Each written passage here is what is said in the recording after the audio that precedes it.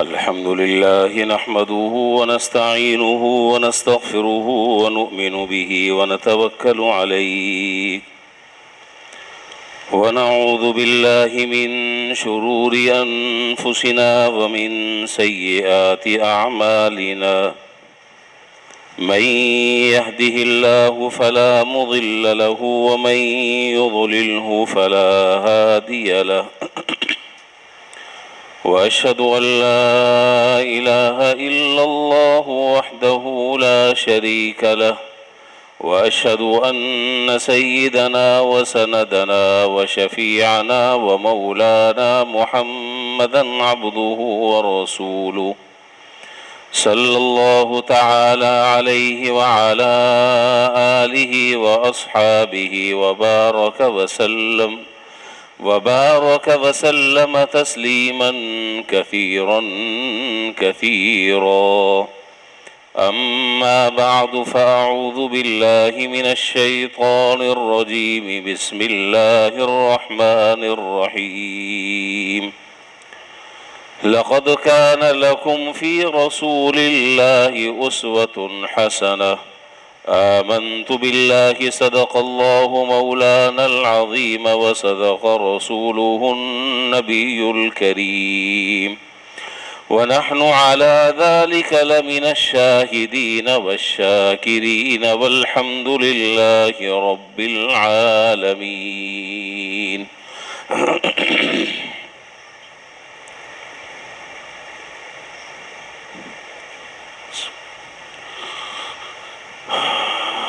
بزرگان محترم و برادران عزیز،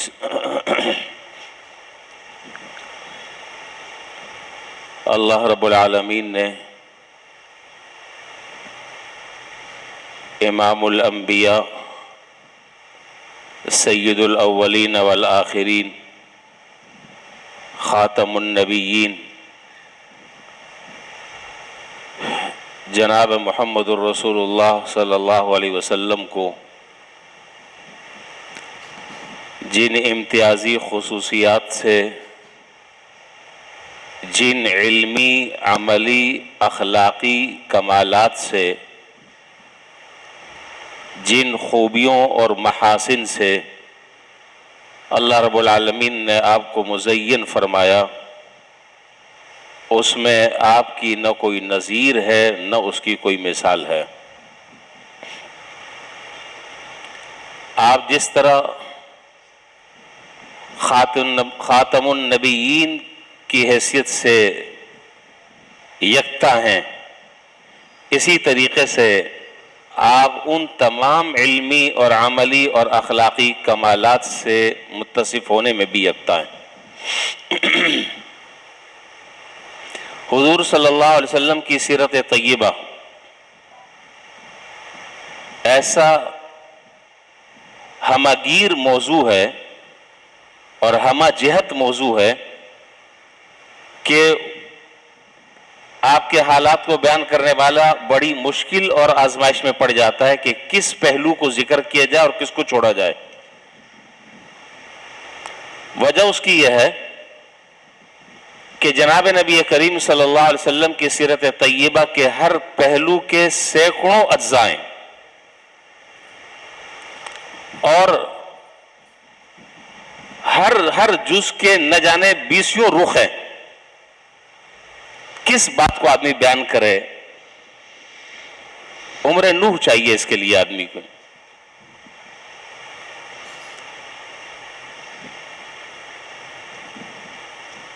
آپ نے دیکھا ہوگا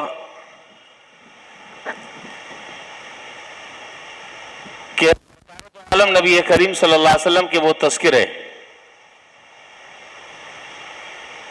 جو 12 ربیع الاول تک کے شروع تھے اب وہ مان پڑ گئے. وہ شور و غوغا، وہ ایک ہنگامہ جو برپا تھا وہ تھم گیا. اور یہ بات میں بار بار آپ کی خدمت میں ذکر کرتا رہوں گا انشاءاللہ. جتنی زندگی رکھی ہے یہ سمجھاتا رہوں گا کہ جناب نبی کریم صلی اللہ علیہ وسلم کا تذکرہ اور آپ کی حیات طیبہ پر روشنی ڈالنا اور آپ کی سیرت کو بیان کرنا یہ کسی خاص مہینے یا کسی خاص دن کے ساتھ مخصوص نہیں ہے. اس کا کوئی وقت پیریڈ نہیں ہے, اس کا کوئی دن نہیں ہے. سیدھی سادی سی بات اس سلسلے میں یہ ہے کہ جو شخص جناب نبی کریم صلی اللہ علیہ وسلم سے جتنی محبت اور جتنا تعلق رکھتا ہے وہ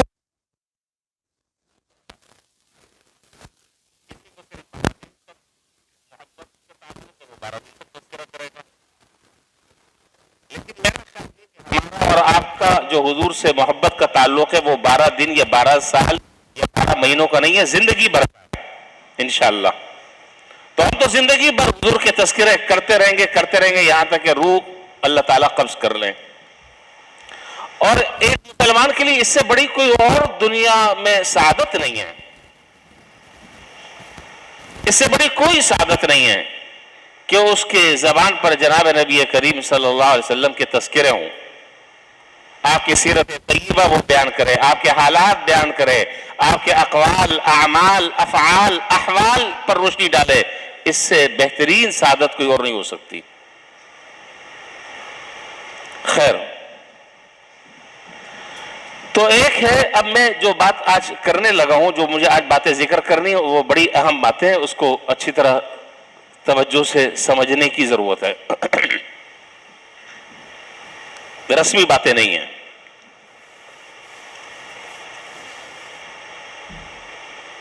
دیکھیں, ہم لوگ بیان کرتے اور ہم لوگ اس بات کا تذکرہ کرتے ہیں اور آپ نے مختلف جگہوں پر یہ عنوان دیکھے ہوں گے کہ حضور اکرم صلی اللہ علیہ وسلم کی سیرت طیبہ کا بیان ہوگا. حضور کی سیرت کو بیان کرنا اور حضور کی سیرت کو اپنانا یہ ہر کس و ناقص کے بس کی بات نہیں ہے. خوب اچھی طرح یہ بات سمجھ لیں,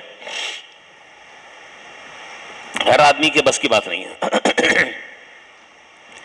وجہ اس کی ہے کہ سیرت کا معنی ہے خصائل, سیرت کا معنی ہے عادات, سیرت کا معنی ہے نجی زندگی. کس میں دم ہے کہ جناب نبی کریم صلی اللہ علیہ وسلم کی ذاتی زندگی کا اتباع کریں؟ سوال ہی پیدا نہیں ہوتا, جس کی تفصیل میں انشاءاللہ ابھی آپ کے سامنے ذکر کرنے لگا ہوں. تو آگے بڑھنے سے پہلے میں جناب نبی کریم صلی اللہ علیہ وسلم کی ذاتی زندگی کی ذرا سی جھلک آپ کے سامنے رکھنا چاہتا ہوں.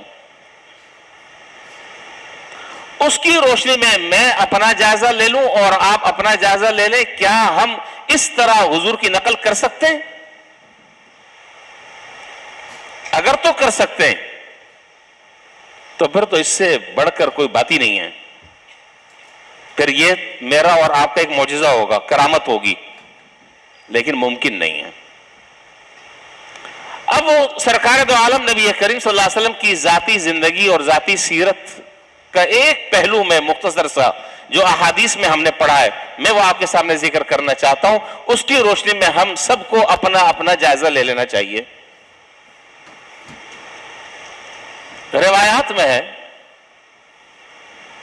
کہ جناب نبی کریم صلی اللہ علیہ وسلم کے گھر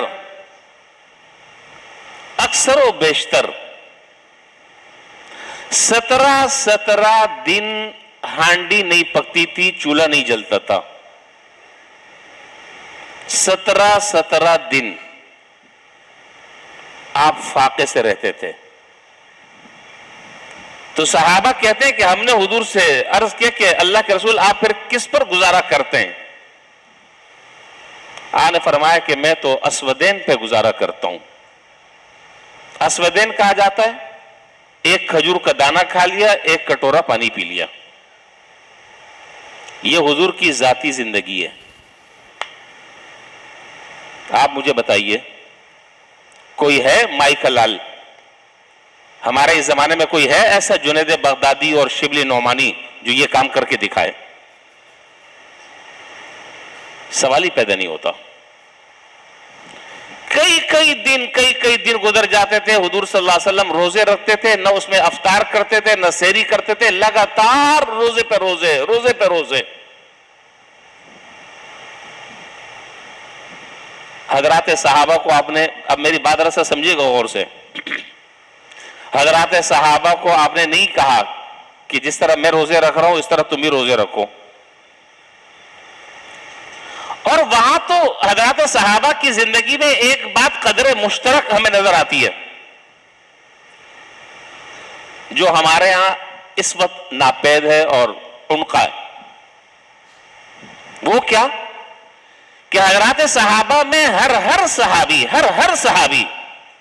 ایک صحابی وہ جناب نبی کریم صلی اللہ علیہ وسلم کے حالات کو دیکھتا, آپ کے عبادات کو دیکھتا, آپ کے اعمال کو دیکھتا, آپ کے اخلاق کو دیکھتا, آپ کے رہن سہن کو دیکھتا, آپ کے کھانے پینے کے طریقے کو دیکھتا, آپ کی سنتوں کو دیکھتا اور از خود اس پر عمل کرنا شروع کر دیتا. تمام صحابہ میں قدر مشترک یہ بات آپ کو نظر آئے گی. وہاں پر یہ نہیں ہوتا تھا کہ جی یہ کرو, یوں نہیں یوں کر لو, ایسا نہیں ایسا کر لو, نہیں ملے گا. اور اس نہ ملنے کے بہت ساری دلیلیں ہیں اور احادیث سے ثابت ہے. میں اس بات کو ذکر نہیں کر رہا, بات میری بہت لمبی ہو جائے گی. تو میں جناب نبی کریم صلی اللہ علیہ وسلم کی ذاتی زندگی کی ایک جھلک آپ کے سامنے رکھ رہا ہوں. لگاتار روزے رکھ رہے ہیں اور نہ افطار کر رہے ہیں نہ سحری کر رہے ہیں, روزے پہ روزے. صحابہ نے جب دیکھا کہ حضرت اس طرح کر رہے ہیں تو انہوں نے از خود ایسے روزے رکھنے شروع کر دیے. آپ کو پتہ چلا, آپ نے کہا کہ بھئی یہ کیا کر رہے ہو؟ انہوں نے کہا کہ حضور آپ روزہ رکھ رہے ہیں بغیر سحری اور افطاری کے, لگاتار مسلسل. ہم نے بھی آپ کو دیکھ کر رکھنے شروع کر دیا. بخاری کی روایت ہے, عجیب جملہ ارشاد فرمایا. آپ نے فرمایا ایکم مثلی یطعمنی ربی ویسقینی, فرمایا کہ تم میں سے کون میری طرح ہو سکتا ہے, مجھ کو تو میرا رب کھلاتا ہے اور میرا رب پلاتا ہے. کیا مانا؟ مجھ کو میرا رب کھلاتا اور پلاتا ہے, کیا قورمہ بریانی کڑھائی اور فرائی کے دسترخوان اوپر سے اتر رہے ہیں؟ نہیں. اللہ تعالیٰ نے روحانی جو طاقت نبی کو عطا فرمائی ہے اور ذکر کی جو طاقت سے انسان کی روح تازہ ہوتی ہے, اللہ تعالیٰ نے وہ ذکر, اذکار اور عبادت کی وہ لذت عطا فرمائی کہ اس سے میں زندہ ہوں. اور میں ایک اور بات آپ کو بتاتا چلوں, اگر آپ جناب نبی کریم صلی اللہ علیہ وسلم کے کھانے کا معمول اور آپ کی اس سادہ زندگی کو اگر آپ کتابوں میں پڑھیں, اور سیرت کی کتابوں میں ذرا سا آپ کو تلاش کرنا پڑے گا, میں نے تو تلاش کر لیا ہے, میں نے کر لی ہے محنت, اب کسی کو شوق ہو وہ کر لے. پوری حیات طیبہ میں آپ کے کھانے پینے کے جو معمولات ہیں, اگر آپ اس کا خلاصہ اور اس مقدار کا اندازہ آپ اگر لگانا چاہیں تو دن میں 5 سے 10 تولہ آپ کی خوراک تھی. 5 سے 10 تولہ. اور ہمارا ایک وقت کا کھانا کتنا ہوتا ہے؟ بکرا آ جائے بھنا ہوا, وہ تو پھر ماشاءاللہ پھر تو آستینے چڑھا کر, اور من پسند غذا اگر سامنے آ جائے تو پھر تو دانت بس اوقات تیز کرنے پڑتے ہیں, دکھانا پڑتا ہے ڈاکٹر کو کہ بھئی کوئی فلنگ وغیرہ کرانے کی ضرورت تو نہیں ہے. تو 5 تولہ 10 تولہ یہ آپ کی خوراک ہے, اور زندگی میں اگر آپ اندازہ لگا لیں تو پتہ نہیں کتنے کلو بنتی ہوگی. کوئی آدمی زندہ رہ سکتا ہے؟ ظاہر ہے. تو بات کیا ہے کہ آپ نے یہ بات ارشاد فرمائی کہ ایکم مثلی یطعمنی ربی ویسقینی, ارے تم میں سے کون میری ذاتی اعمال کی اقتدا کر سکتا ہے, مجھ کو تو میرا رب کھلاتا ہے اور میرا رب پلاتا ہے. یعنی میرے اندر جو روحانی طاقت اور روحانی قوت ہے ذکر کے ذریعے سے جو حاصل ہو رہی ہے، عبادات کے ذریعے سے جو حاصل ہو رہی ہے، اللہ تعالیٰ سے جو براہ راست تعلق کے نتیجے میں جو حاصل ہو رہی ہے، اللہ تعالیٰ نے اس سے مجھے طاقت عطا فرمائی ہے. لیکن آپ نے روک دیا صحابہ کو کہ نہیں، اس میں میری نقل نہ اتارو، اس میں میری نقل نہ اتارو، تم نہیں اتار سکتے، بہت مشکل ہے. یہ ہے ذاتی زندگی کی ایک جھلک. عبادات کو اگر آپ دیکھ لیں تو پوری رات اللہ تعالیٰ کے حضور کھڑے ہوئے ہیں. حتی توراه القدمین، احادیث میں ہے کہ آپ کے قدم مبارک پر ورم آ جاتا تھا. یہ 2-4 نفلوں سے ورم نہیں آتا، یہ 2 4 6 8 رکعت سے ورم نہیں آتا. حضرت ہم تو اب تک فرائض پر نہیں آ رہے، ہم کیا حضور کی ذاتی زندگی کی اتباع کریں گے؟ ہم تو ابھی تک فرائض پر نہیں آ رہے، بہت دور ہیں. ورم جو ہے وہ اس وقت آتا ہے جب پوری رات آدمی کھڑا رہے، پوری رات ایک پاؤں پر کھڑا رہے. اور اس سلسلے میں حضرات صحابہ اپنے حالات کا جو مشاہدہ کرتے ہیں وہ ایک لمبی داستان ہے، وہ میں بھی ذکر نہیں کر رہا. یہ ہے ذاتی زندگی. اور آگے چلیں. حدیث شریف میں کہ ایک مرتبہ جناب نبی کریم صلی اللہ علیہ وسلم مغرب کی نماز پڑھانے کے لیے مصلی پر تشریف لائے. اقامت ہو چکی تھی، تکبیر ہو چکی تھی، اور تکبیر کے بعد اگلا مرحلہ آپ کو پتا ہے کہ امام اللہ اکبر کہہ کر نیت باندھتا. اقامت ہو چکی تھی، آپ گھر تشریف لے گئے، اور تھوڑی دیر کے بعد پھر آپ واپس تشریف لائے اور آپ نے جماعت کرائی. حضرات صحابہ نے یہ غیر معمولی یہ صورتحال دیکھی تو حضرت سے پوچھا کہ آج خلاف واقعہ آپ کا ایسا معمول نہیں تھا، آج یہ کیا ہوا؟ آپ نے فرمایا کہ جب میں مصلی پر تھا تو مجھے یاد آیا کہ ایک طاق میں 1 درہم رکھا ہوا ہے، ایک طاق میں 1 درہم رکھا ہوا ہے، اور وہ مستحق کو دینا میں بھول گیا.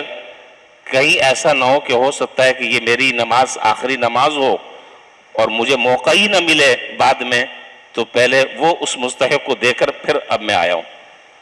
اور یہ درہم بھی آپ کا اپنا ذاتی نہیں تھا، وہ جو لوگ دے دیتے تھے حضرت کو، حضرت آپ تقسیم کر دیں جہاں مناسب سمجھیں. حضرت ہم ذاتی نقل کریں گے؟ سرکار دو عالم نبی کریم صلی اللہ علیہ وسلم کی ذاتی زندگی کی ہم اتباع کریں گے؟ کلا وحاشا، نہیں کر سکتے، ہم نہیں کر سکتے. آپ نے فرمایا کہ دیکھو بھائی، اگر کسی کو زیادہ روزے رکھنے کا شوق ہے، امت کے لیے الگ تعلیم ہے ہر چیز میں، آگے بات آ رہی ہے، امت کے لیے الگ احکام ہے. نبی کی ذاتی زندگی بالکل الگ زندگی ہے. کسی کو اگر بہت زیادہ روزے رکھنے کے شوق ہے، اول تو ایسے شوق ہے ہی، اب تو شوق ہی نہیں ہے. رمضان کے روزے رکھ لیں، غنیمت ہے پورے. نفلی روزے تو ایک الگ مسئلہ ہے. اگر کسی کو زیادہ شوق ہے تو وہ صوم داؤدی پر عمل کرے، صوم داؤدی پر عمل کرے. حضرت داؤد علیہ السلام کا سب سے بہترین روزہ جو ہے وہ حدیث میں قرار دیا ہے. تو وہ کیا ہے بہترین روزہ؟ ایک دن آپ روزہ رکھتے تھے، ایک دن افطار کرتے تھے، ایک دن روزہ رکھتے تھے، ایک دن نہیں رکھتے تھے. یہ نفلی روزوں کی بات ہو رہی ہے. مہینے میں 3 دن روزے رکھ لیں، ایام میں 20 کے روزے رکھ لو، پیر اور جمعرات کا روزہ رکھ لو. امت کے لیے یہ حکم ہے. اور حضور کا اپنا ذاتی معاملہ وہ یہ ہے، مسلسل روزے، مسلسل روزے، مسلسل روزے، نہ افطاری نہ سحری. تو کون ہے تم میں جو حضور صلی اللہ علیہ وسلم کی ذاتی زندگی کی اتباع کر سکے؟ کس کے اندر اتنی طاقت اور قدرت ہے؟ کون اس کی قدرت رکھتا ہے؟ بہرحال حضرات صحابہ میں ایک صحابی ہیں،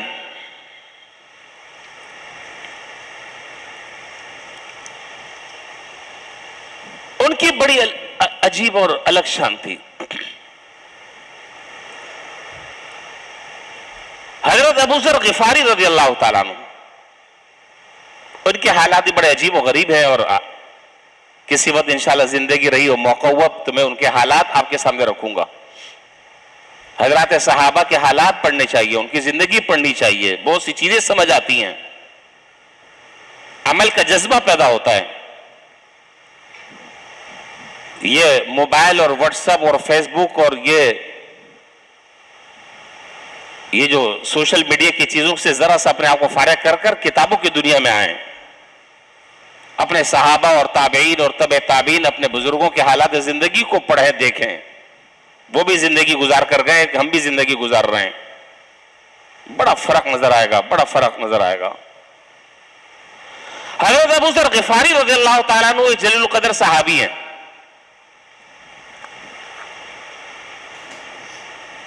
ان کا اپنا مسلک اور اپنا مذہب ان کا یہ تھا کہ میں حضور صلی اللہ علیہ وسلم کی ذاتی زندگی پر عمل کروں گا. چنانچہ روایات میں ہے کہ حضرت ابو ذر غفاری رضی اللہ تعالیٰ عنہ، ان کا جو لقب تھا حضرات صحابہ میں، ان کا لقب تھا عیسیٰ امت. کیا؟ عیسیٰ امت. کیا معنی؟ کہ اس امت کے یہ حضرت عیسیٰ علیہ السلام ہیں. ان کا یہ لقب تھا عیسیٰ امت. حضرت عیسیٰ علیہ السلام یہ جیتے جاگتے حضرت عیسیٰ علیہ السلام ہیں. وہ کیسے؟ حضرت عیسیٰ علیہ السلام کا نہ گھر نہ در، نہ دنیا نہ ساد و سامان، نہ دنیا کی کسی چیز سے کوئی واسطہ تعلق. حضرت عیسیٰ علیہ السلام کے پاس دو چیزیں تھیں. یہ میں باتیں بہت حوالوں کے ساتھ کر رہا ہوں، ایسے ہوائی فائر نہیں مار رہا. دو چیزیں تھی حضرت عیسیٰ علیہ السلام کے پاس، ایک تکیہ اور ایک پانی پینے کا کٹورا. جہاں نیند آئی وہاں تکیہ رکھا، سو گئے. جہاں پانی پینے کی ضرورت پیش آئی کٹورا بھرا، پی لیا، کٹورا تھیلے میں ڈال دیا. اللہ اللہ خیر صلی اللہ. ایک مرتبہ دیکھا، عجیب حالات ہیں. یہ باتیں کرتے ہوئے ہمیں شرم آتی ہے کہ ہمارا منہ اس قابل ہے کہ یہ باتیں بیان کریں، لیکن اللہ تعالیٰ جتنی بھی عمل کی توفیق دے دیں، مقصد تو عمل ہے. ایک مرتبہ جا رہے تھے، دیکھا ایک آدمی سو رہا ہے اور اس نے تکیے کے بجائے اپنی کوہنی سر کے نیچے رکھی ہے. تو ایک آہ کھینچی اور کہا کہ ہائے اتنی دنیا میرے پاس ہے، میں تو یہ کام بھی کر سکتا تھا. اسی وقت تکیہ صدقہ کر دیا. میں تو کونی سے بھی تکیہ کا کام لے سکتا تھا، یہ بلا وجہ یہ دنیا زائد دنیا میں سنبھال کر رکھا ہوا ہوں، اسی وقت صدقہ کر دیا کہ اب اس کی بھی ضرورت نہیں ہے، کام اس کے بغیر بھی چل سکتا ہے. اب ایک چیز باقی رہ گئی. کیا؟ کٹورا، پانی کا کٹورا، پیالہ. پھر آگے گئے، ایک صاحب کو دیکھا کہ وہ چلو سے پانی بھر بھر کر وہ پی رہے ہیں. کہا کہ ہائے اتنا دنیا کا سامان میرے پاس، میں تو یہ پیالے کا کام چلو سے بھی لے سکتا ہوں. نہیں سمجھ رہے بات میرا خیال؟ آپ سر تو ہلا دیں، مجھے پتا چلے کہ میں زندوں سے مخاطب ہوں. تو چلو سے جب میں کام لے سکتا ہوں تو بلا وجہ یہ ایک زائد چیز میں نے اپنے پاس کیوں رکھی ہوئی ہے، وہ بھی صدقہ کر دیا. حضرت ابو ذر غفاری رضی اللہ تعالیٰ عنہ، یہ تو میں نے حضرت عیسیٰ علیہ السلام کے مختصر سی بات ان سے متعلق میں نے ذکر کی. حضرت ابو ذر غفاری رضی اللہ تعالیٰ عنہ کا جو مسلک تھا، وہ مسلک ان کا حضرت عیسیٰ علیہ السلام والا تھا. وہ کیا تھا؟ وہ یہ تھا کہ کسی آدمی کے پاس اگر 2 کھانے ہیں تو وہ اپنی لاٹھی لے کر پہنچ جاتے تھے اور یہ کہتے تھے کہ کیا حضور کے دسترخوان پر کبھی 2 کھانے جمع ہوئے؟ ایک کھانا کھاؤ اور ایک صدقہ کرو، نبی سوٹا مارتا ہوں۔ اچھا، بزرگ صحابی تھے، لوگ ان سے دب کر رہتے تھے، ان کا احترام، ان کا تقدس، ان کی عظمت ان کے دلوں میں تھی۔ وہ بیچارے ایک کھانا کھاتے تھے اور ایک صدقہ کرتے تھے۔ کسی آدمی کے گھر پہنچ گئے، اچانک دیکھا کہ ایک کپڑا یہ پہنے ہوئے ہیں اور 1-2 کپڑے جو ہے وہ گٹری میں رکھے ہوئے ہیں۔ وہاں وہ ہینگر والی الماری تو اس زمانے میں کہاں ہوتی تھی کہ شادی کا یہ سوٹ ہے، اپٹن میں یہ پہننا ہے، مایو میں یہ پہننا ہے، منگنی میں یہ پہننا ہے، بات چیت جب ہو رہی تو یہ پہننا ہے۔ یہ ڈرامے بازیاں کہاں تھی؟ کہاں تھی یہ چیزیں؟ وہ پوٹلی بنائی ہوئی ہے، 2-3 سوٹ اس کے اندر رکھے ہوئے ہیں، بس یہ تھی زندگی۔ پہنچ گئے ڈنڈا لے کر کہ جو کپڑا تم نے پہنا ہوا ہے بس یہ کپڑا تمہارے لیے حلال ہے، باقی اس کے علاوہ اگر کوئی زائد کپڑا ہے تو اس کو رکھنا تمہارے لیے جائز نہیں ہے، فوراً نکال کے صدقہ کر دو۔ سوٹا لے کر پہنچ جاتے تھے۔ ایک آدمی نے اگر صبح کے لیے رات کو کھانا کھانے کے بعد، سمجھ رہے ہیں نا باتیں، بہت اہم باتیں کر رہا ہوں، ایک آدمی نے رات کو کھانا کھانے کے بعد اگر ناشتے کے لیے کوئی سالن یا کوئی اور چیز، روٹیاں، سوکھی روٹی بھگا کر رکھی ہوئی ہے، تو ان کے مذہب میں یہ جائز نہیں تھا کہ رات کو کھا لیا، صبح جس نے رات کو کھلایا وہ صبح بھی کھلائے گا۔ مل گیا تو کھا لیں گے، نہیں ملا تو روزہ رکھ لیں گے، توکل کر لیں اللہ پر۔ یہ ذخیرہ اندوزی ہے، جائز نہیں ہے۔ اب حضرات صحابہ کہ یہ ان کے حالات یہ تھے۔ حضرت ابو ذر غفاری رضی اللہ تعالیٰ عنہ کے صحابہ پریشان ہو گئے، انہوں نے کہا کہ یہ تو ایک عجیب ہمارے لیے پریشانی ہو گئی، یہ تو بڑے میاں جو ہیں وہ ہر ایک کے پاس پہنچ جاتے ہیں اور پہنچ کر وہ زبردستی ساری چیزیں صدقہ خیراتی کروا رہے ہیں، یہ تو بڑی مشکل ہو گئی۔ لوگ حضرت عثمان غنی رضی اللہ تعالیٰ عنہ کی خدمت میں پہنچ گئے۔ اس وقت آپ امور سلطنت کی بات دوڑ سنبھال رہے تھے ملک شام میں۔ حضرت عثمان غنی رضی اللہ تعالیٰ عنہ سے جا کر شکایت کی کہ حضرت انہوں نے تو ہماری زندگی اجیرن کر دی ہے۔ اب میں یہاں پر ایک ساتھ ساتھ ایک مسئلہ بھی ضمناً میں عرض کر دوں، اگر ایک آدمی کے پاس اپنے ذاتی کپڑوں کے علاوہ کئی اور سوٹ ہوں جو ضرورت کے ہوں تو ناجائز نہیں ہے۔ ایک آدمی اگر دسترخوان پر 3 کھانے یا 4 کھانے رکھ رہا ہے، ناجائز نہیں ہے۔ اور ایک آدمی کو اللہ تعالیٰ نے حلال طریقے سے چیزیں دی ہیں، استعمال کر رہا ہے، اللہ کا شکر ادا کر رہا ہے حلال طریقے سے، منع نہیں ہے۔ لیکن حضرت ابو ذر غفاری رضی اللہ تعالیٰ عنہ کا مسلک یہ تھا، ان کا مذہب یہ تھا کہ نہیں، صرف کپڑا وہ ہے تمہارا جو تمہارے جسم پر ہے، بس کھانا صرف تمہارا وہ ہے جو تم نے کھا لیا ہے، باقی اگلے دن کے لیے اٹھا کر رکھنا، فریزر کرنا۔ ہم تو پورے سال قربانی کا گوشت دیکھ لے جا کے ڈیپ فریزر میں، کترنے لگا کر، تھیلیاں باندھ کر، یہ چاپ کا ہے اور یہ پٹ کا ہے، یہ ران ہے، اس کا یہ بنانا ہے، اس کا وہ بنانا ہے، اس کا پورے سال جو ہے وہ جب اگلا آئے گا محرم تو وہ گوشت ختم ہوگا۔ حرام ناجائز نہیں ہے، حرام اور ناجائز کی بات ہو رہی ہے، حرام ناجائز نہیں ہے۔ لیکن میں عرض کر رہا ہوں کہ حضرت ابو ذر غفاری رضی اللہ تعالیٰ عنہ کا جو مسلک تھا وہ مسلک یہ تھا کہ نہیں۔ اب حضرات صحابہ جو ہے وہ بڑی مشکل میں پیش آ گئے کہ بھئی انہوں نے تو بڑا پریشان کر رکھا ہے۔ یہ بڑے میاں آ جاتے ہیں اور آ کر جو ہے وہ بس اوقات وہ کٹائی بھی لگا دیتے تھے۔ حضرات صحابہ جو ہے وہ دبتے تھے، اس لیے کہ بڑے ہیں، بزرگ ہیں، صحابی ہیں، جلیل القدر، ان کا احترام۔ خیر حضرت عثمان غنی رضی اللہ تعالیٰ عنہ سے شکایت کی۔ حضرت عثمان غنی رضی اللہ تعالیٰ عنہ کو بلایا اور بلا کر کہا کہ آپ زبدہ مقام ہے، آپ وہاں پر چلے جائیں، ملک شام میں ایک جگہ ہے زبدہ اس کا نام ہے، آپ وہاں چلے جائیں۔ وہ بالکل جنگل و بیابان، نہ کوئی آدمی، نہ کوئی آدمزاد، نہ کوئی گھر، نہ کوئی در، نہ کوئی مکان، کچا پکے مکان کا تو تصور ہی نہیں تھا۔ تنہا آپ چلے جائیں، وہیں پر رہیں آپ۔ وہ جا کر انہوں نے خیموں میں لگا لیا، بیوی تھی، وہیں زندگی گزار دی۔ کوئی آدمی آدم ذات نہیں، جنگل و بیابان. آخری وقت جب آیا، بڑی عجیب بات ہے، آخری جب وقت آیا انتقال کا، تو دو آدمی، بیوی ہے اور وہ خود ہے. تو بیوی رونے لگی، کہا کہ رونے کی ضرورت نہیں ہے، پریشان نہ ہو. گھر وہ جو خیمہ ہے اس خیمے کے دروازے پر باہر بیٹھ جاؤ، کوئی قافلہ یہاں سے گزرے گا اس کو روک لینا، اس قافلے کو روک لینا اور اسے کہہ دینا کہ اللہ کے رسول کے ایک صحابی کا انتقال ہونے لگا ہے، آپ لوگ اس کی تجہیز اور تکفین اور نماز جنازہ پڑھ لیں. بیوی جو ہے وہ دروازے پر بیٹھ گئی. ایک قافلہ آیا، 5 افراد پر سوار، ان کے پاس 5 اونٹنیاں.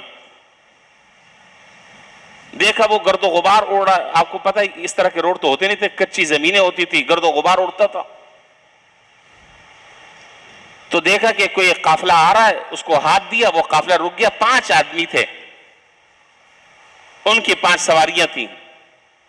انہوں نے روک لیا. انہوں نے پوچھا کہ بھائی آپ لوگ ذرا سا رک جائیں، سواریوں سے اتر جائیں، اور حضور صلی اللہ علیہ وسلم کے ایک صحابی ہے، ان کا انتقال ہونے لگا ہے، وقت قریب ہے، ان کی تجہیز و تکفین اور نماز جنازہ وغیرہ کے فرائض آپ انجام دے دیں.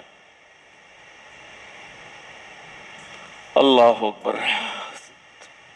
وہ اتر گئے. ان میں ان 5 میں ایک تھے صحابی حضرت عبداللہ بن مسعود رضی اللہ تعالیٰ عنہ. فقہائے صحابہ میں، فقہائے اجلہ صحابہ میں آپ کا شمار ہوتا ہے. حضرت عبداللہ بن مسعود رضی اللہ تعالیٰ عنہ، انہوں نے جب ان کو بتایا کہ بھائی کون صحابی ہیں، تو ان کی بیوی نے بتایا کہ ابو ذر غفاری رضی اللہ تعالیٰ عنہ. تو حضرت عبداللہ بن مسعود رضی اللہ تعالیٰ عنہ نے فرمایا کہ صدق رسول اللہ صلی اللہ علیہ وسلم ویحک ابی ذر یعیش فریدا ویموت فریدا. حضرت عبداللہ بن مسعود رضی اللہ تعالیٰ عنہ نے یہ جملہ ارشاد فرمایا اس وقت، صدق رسول اللہ صلی اللہ علیہ وسلم ویحک ابو ذر یعیش فریدا ویموت فریدا. آپ کو بات یاد آ گئی بہت زمانے پہلے کی، اور کہا کہ اللہ اور اس کے رسول نے سچ کہا تھا. حضور نے ایک موقع پر فرمایا تھا کہ ابو ذر، وہ ایک جملہ ہے، اس جملے کا میں ترجمہ صحیح طرح نہیں کر سکتا،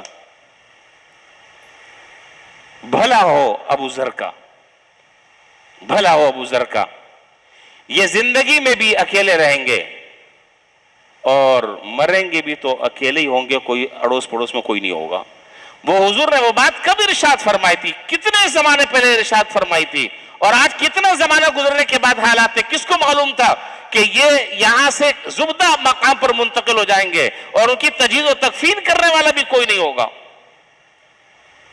حضور نے جو بات فرمائی تھی کہ یعیش فریدا ویموت فریدا، وہ رہیں گے بھی تنہا اور مریں گے بھی تنہا. تو حضرت عبداللہ بن مسعود رضی اللہ تعالیٰ جب پہنچے، اپنا تعارف کرایا، آخری وقت تھا، تو کہا کہ بھائی دیکھو میرے پاس تو ایک کرتا ہے اور ایک یہ لنگی ہے. لنگی جانتے ہیں نا؟ ہاں، ٹراؤزر موزر نہیں، لنگی. یہ لنگی ہے، میرے پاس اس کے علاوہ اور کوئی کپڑا نہیں ہے. چونکہ میں ابھی ذکر کر چکا ہوں کہ ان کا ذاتی مذہب یہ تھا کہ جو لباس بدن پر ہے بس وہ جائز ہے، باقی اس کے علاوہ کسی لباس کے رکھنے کی ایکسٹرا اجازت نہیں ہے. حضرت عبداللہ بن مسعود رضی اللہ تعالیٰ سے کہا کہ بھائی یہ جو قافلہ ہے، اس قافلے میں کوئی صاحب اپنی چادر مجھے دے دیں اور اس چادر میں مجھے کفنا دے، لیکن ایک شرط کے ساتھ، ایک شرط کے ساتھ. اور وہ شرط یہ ہے کہ وہ چادر اس آدمی کی ہو، سن رہے ہیں، وہ چادر اس آدمی کی ہو کہ جو کسی سرکاری عہدے پر فائز نہ ہو، اور خاص طور پر زکوٰۃ وصول کرنے کے لیے اس کو کبھی نہ بھیجا گیا ہو.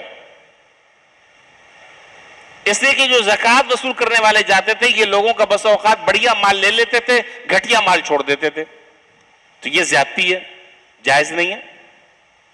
تو حضرت عبداللہ بن مسعود رضی اللہ تعالیٰ عنہ نے ان کو اپنی چادر دکھائی، کہا کہ حضرت یہ ہے میری چادر، اور یہ میری والدہ نے اس کا سوت اپنے ہاتھ سے کاٹا ہے۔ فرمایا کہ بھائی بس پھر تم ایسا کرو کہ اپنی اسی چادر میں مجھے کفن دے دو، اسی میں ان کو کفن دے دیا۔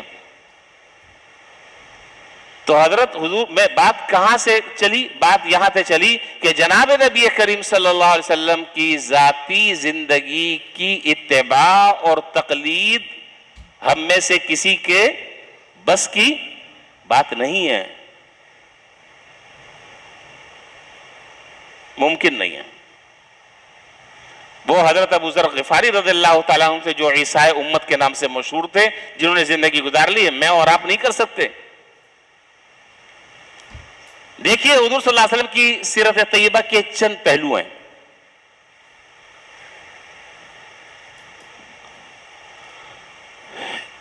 ایک تو حضور صلی اللہ علیہ وسلم کی ذاتی زندگی ہے، اس پر میں آپ کو ابھی بتا چکا ہوں کہ وہ اختیار کرنا ہمارے بس کی بات نہیں ہے۔ ایک حضور کی زندگی کا بہت بڑا حصہ وہ ہے جو معجزات سے تعلق رکھتا ہے۔ کس سے؟ معجزات سے تعلق رکھتا ہے۔ آپ کو معلوم ہے کہ میں الٹا لٹک جاؤں، آپ الٹا لٹک جائیں، آپ پوری زندگی روزے رکھتے رہیں، لیکن آپ کوئی معجزہ یا میں کوئی معجزہ ظاہر نہیں کر سکتے، اس لیے کہ معجزہ جو ہے وہ اللہ تعالیٰ کسی نبی کے ہاتھ پر ظاہر کراتے ہیں۔ معجزہ والا چیپٹر بھی کلوز ہو گیا، ذاتی زندگی والا معاملہ بھی ایک طرف کو ہو گیا، دو چیزیں ایک سائیڈ ہو گئی، اب تیسری چیز باقی رہ گئی۔ وہ کیا؟ وہ صرف اتنی سی ہے،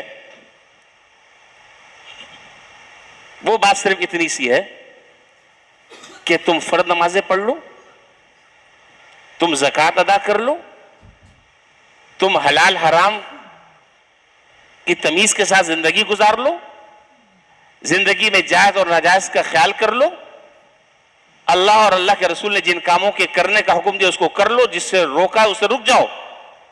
بس تم سے بڑا اس زمانے کا جنید بغدادی اور شبلی نعمانی کوئی اور نہیں ہے۔ میں غلط تو نہیں کہہ رہا؟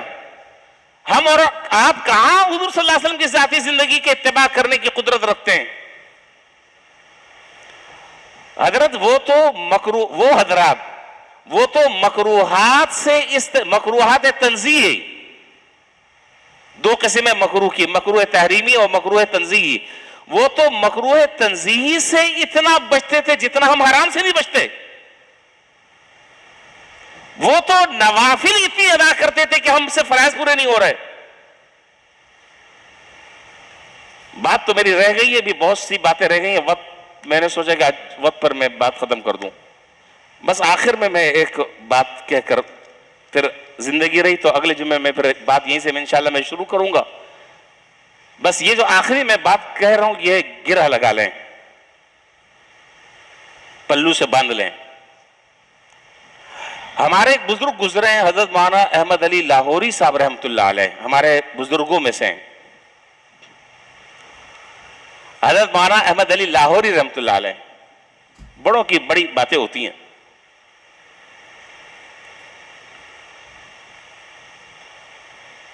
ان سے کسی نے پوچھا کہ حضرت بہت مختصر سے 2 لفظوں میں پورے دین کا مجھے خلاصہ سمجھا دیں۔ اب یہ باتیں آپ بھی اپنی زبان سے کہیں گے میرے ساتھ ساتھ، تاکہ مجھے پتا چلے کہ آپ جاگ رہے ہیں یا نہیں۔ پورے دین کا خلاصہ بہت مختصر سا شارٹ کٹ لفظوں میں۔ تو حضرت مولانا احمد علی لاہوری رحمۃ اللہ نے فرمایا کہ دیکھو، لکھ لیں، قلم کاغذ ہے، لکھ لیں اس کو۔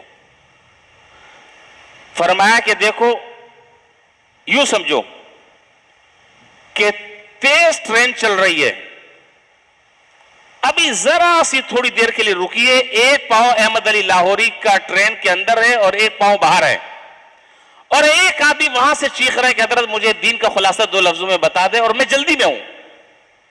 تو میں صرف اتنی بات کہوں گا کہ پورے دین کا، پوری شریعت کا، پوری سنت کا، پورے قرآن اور حدیث کا خلاصہ 3 باتیں ہیں۔ نمبر 1، فرمایا کہ اللہ تعالیٰ کو اپنے رب کو عبادت سے راضی کر لو، رسول کو اطاعت سے راضی کر لو، مخلوق خدا کی خدمت کر کر اللہ کو راضی کر لو. یہ پورے دین کا خلاصہ ہے. نہیں سمجھ آئی بات؟ اللہ تعالیٰ کو بولے اطاعت سے، عبادت سے. اللہ تعالیٰ کو عبادت سے راضی کر لو، رسول کو اطاعت سے راضی کر لو، اور مخلوق خدا کی خدمت کر کر اللہ سے راضی کر لو. یہ پوری شریعت کا، پورے دین کا، اور پورے قرآن اور حدیث کا یہ خلاصہ ہے. 3 باتیں. اب مجھے آپ بتائیں کہ اس سے زیادہ خلاصہ میں اور کیا آپ کے سامنے رکھوں؟ اب اس کی آپ ڈیٹیل میں چلے جائیں، اس کی آپ تفصیلات میں چلے جائیں، اس کی آپ جزیات میں چلے جائیں، ایک سمندر ہے، سمندر. تو بہرحال میں یہ عرض کر رہا تھا کہ اللہ اور اس کے رسول کی اطاعت، فرما برداری، حضور کی ذاتی زندگی کو اختیار کرنا میرے اور آپ کے بس میں نہیں ہے. یہ موٹی موٹی جو چیزیں ہیں اگر اس پر بھی عمل کر لیا تو یہ آدمی آج کے دور کا، یہ کیا ہے؟ جنید بغدادی. آج کے دور کا یہ شبلی نعمانی ہے. اللہ تعالیٰ ان باتوں پر ہم سب کو عمل کرنے کی توفیق عطا فرمائے، اور جناب نبی کریم صلی اللہ علیہ وسلم کی سچی اتباع اور آپ کی اطاعت اختیار کرنے کی اللہ ہمیں توفیق نصیب فرمائے. اچھا جی، بس بات ختم کر رہا ہوں. آخر میں اس بات کی وضاحت کی ضرورت تو نہیں ہے، لیکن میں کر دیتا ہوں چونکہ بات جو ذہن میں آتی ہے پھر میں رکتا نہیں ہوں. یہ میری بری عادتوں میں سے ایک عادت بری ہے. بہت ساری بری عادتیں اللہ تعالیٰ چھڑوا دیں، ایک بری عادت یہ ہے. دیکھیں نماز کے بعد جو ہے وہ دعا ہوتی ہے، جمعے کے بعد بھی ہوتی ہے. البتہ اتنی سی بات ہے کہ جمعے کی دعا ذرا سی لمبی ہوتی ہے، عام نمازوں کے مقابلے میں مجمع ہوتا ہے، اور میرا خیال 10-12 منٹ کی شاید ہوتی ہوگی، گھنٹوں کی تو نہیں ہوتی. اب اس میں بعض بیچارے وہ کہتے ہیں کہ جی دعا آپ بہت لمبی کراتے ہیں، بعض کہتے ہیں کہ جی دعا بہت مختصر ہوتی ہے اور لمبی کرائیں. تو یہ بیچارہ امام سولی پہ لٹکا ہوا ہوتا ہے، اس کو لمبی چاہیے، اس کو مختصر چاہیے، یہ کہتا ہے کہ اس طرح ہو، یہ کہتا ہے اس طرح ہو. تو بہتر یہ کہ یہ چیز میرے اوپر چھوڑ دیں. مناسب بات ہے یہ نہیں. اب میں آپ کی بات مان لوں تو اگلے کا تھوپڑا بھول جائے گا، اس کی بات مان لوں تو وہ منہ لٹکا لے گا. معتدل اور مناسب جو راستہ ہے، اعتدال پر جو مبنی راستہ ہے وہ اختیار کر لے. اور اگلی بات جو میں عرض کروں جس کے مجھے عرض کرنے کی ضرورت نہیں تھی، وہ کیا؟ دیکھیں سلام جب امام نے پھیرا، سن رہے ہیں پیچھے والے، جب امام نے سلام پھیرا تو اب سلام پھیرنے کے بعد مقتدی کا امام سے اب تعلق نہیں رہا. یہ رہا ہے؟ بتائیے، تعلق رہا؟ نہیں رہا. ہم تو آپ سے تعلق رکھنا چاہتے ہیں مرنے دم تک، آپ کہتے ہیں نہیں رہا. ضابطے کا تعلق نہیں رہا. رابطے کا تعلق تو ہے اور رہے گا انشاءاللہ. ضابطے کا تعلق نہیں رہا. تعلق نہ ہونے کا معنی یہ کہ اب امام بھی آزاد ہے، مقتدی بھی آزاد ہے. بھائی اگر کسی کو دعا لمبی ہو رہی ہے تو دعا مختصر کر کے چلے جائے. کس نے روکا ہے؟ کون دروازے پہ کھڑا ہوا ہے آپ کو روکنے کے لیے؟ کیوں آپ امام کے برحمتی کا یا ارحم الراحمین کہنے کا انتظار کر رہے ہیں؟ یہ تو کامن سینس ہے، سمپل سی بات ہے. یہ کون سا اتنا بڑا فلسفہ ہے؟ اگر کسی کو جانا ہے تو دعا نبی مانگے چلا جائے، ختم. سلام پھیر لیا، اب امام سے آپ کا ضابطے کا تعلق جو ہے وہ ختم ہو گیا. کسی کو بیٹھنا ہے بیٹھ جائے، کسی کو جانا ہے وہ چلا جائے. یہ بات دراصل کہنے کی ضرورت نہیں تھی، لیکن پھر بھی میں نے ایک وضاحت کر دی. مجھے وہ ایک صاحب کی طرف سے آج ایک پیغام ملا تھا کہ جی دعا بہت لمبی آپ کرتے ہیں جمعے کے دن. کسی کے ذریعے پیغام کہلوایا تھا، بہت لمبی کرتے ہیں. میں نے کہا کہ آپ مختصر کر کے چلے جائیں. کس نے کہا کہ آپ میرے ساتھ آخر تک بیٹھیں؟